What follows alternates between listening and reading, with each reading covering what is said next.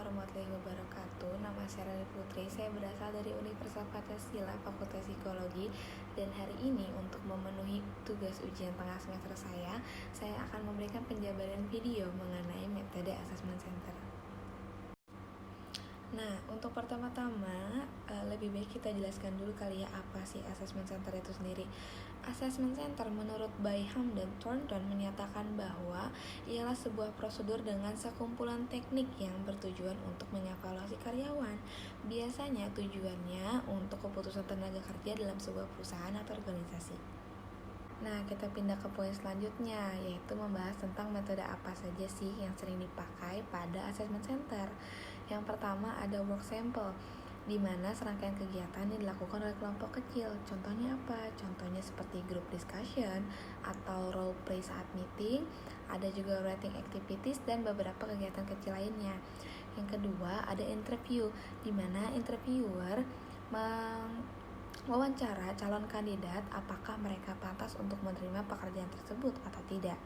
Lalu yang ketiga ada psychometric, di mana berisi tentang beberapa tes psikologi yang dapat digunakan selama proses assessment center. Untuk apa? Untuk menilai kemampuan spesifik atau umum dari peserta. Sekarang kita akan membahas mengenai simulasi dalam assessment center. Simulasi dalam assessment center banyak sekali dibentuknya dan kita akan membahasnya satu-satu.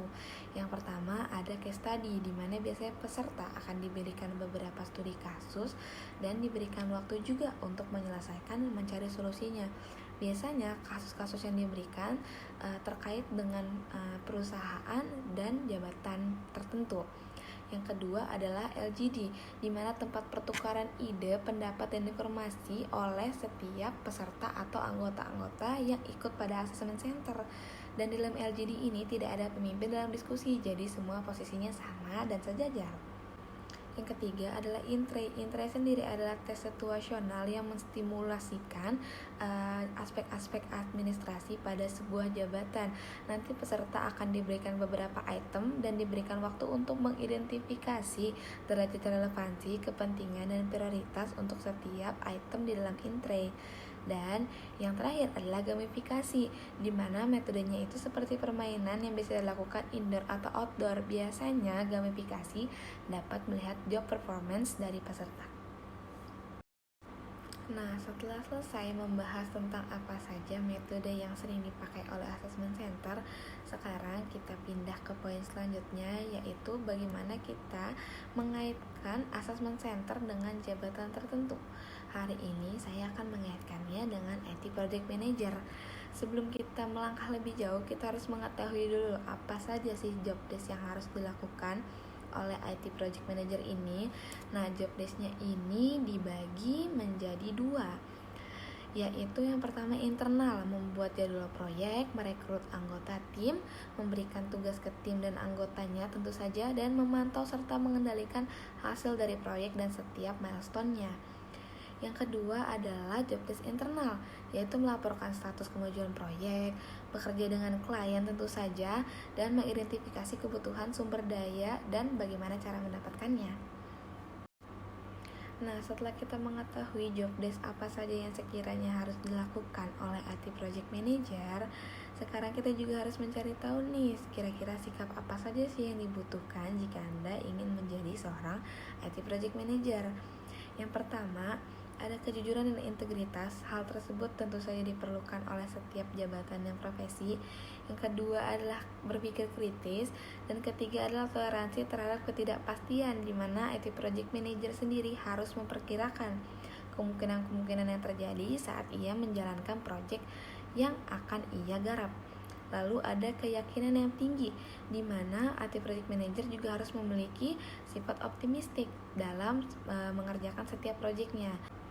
Nah, selanjutnya adalah sikap tegas yang dibutuhkan oleh IT Project Manager untuk memimpin anggota timnya nanti. Lalu, selanjutnya adalah orientasi pada proses dan percaya diri. Tentu saja IT Project Manager harus percaya diri nanti saat menghadapi klien-klien yang akan ia temui nantinya. Lalu, IT Project Manager juga seharusnya terbuka dan kolaboratif.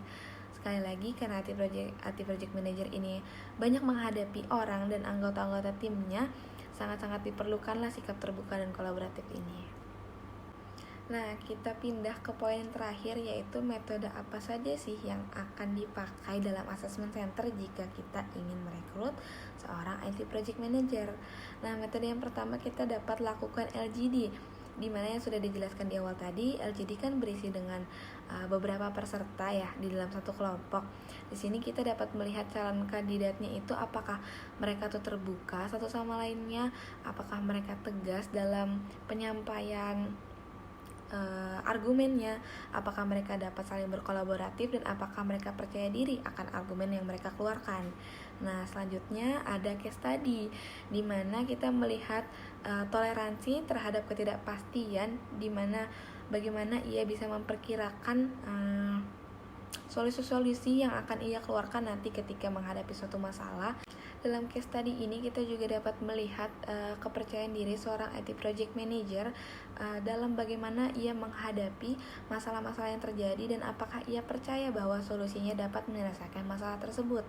Selanjutnya adalah intray, bagaimana kita dapat melihat IT Project Manager ini juga berpikir kritis dalam menentukan skala prioritas, mana yang harus dia kerjakan terlebih dahulu, mana yang harus dia dahulukan, dan mana yang harus dia belakangkan. Lalu selanjutnya adalah work sample, di mana kita dapat melihat bahwa IT Project Manager itu berorientasi pada proses, bagaimana ia sabar dalam melakukan pekerjaannya, dan bagaimana ia melakukan pekerjaannya apakah jujur dan penuh integritas atau tidak. Baik, selesailah sudah penjelasan dalam video ini. Semoga dapat mudah dipahami dan bermanfaat bagi kalian semua. Mohon maaf jika ada kesalahan kata. Wassalamualaikum warahmatullahi wabarakatuh. Terima kasih semuanya.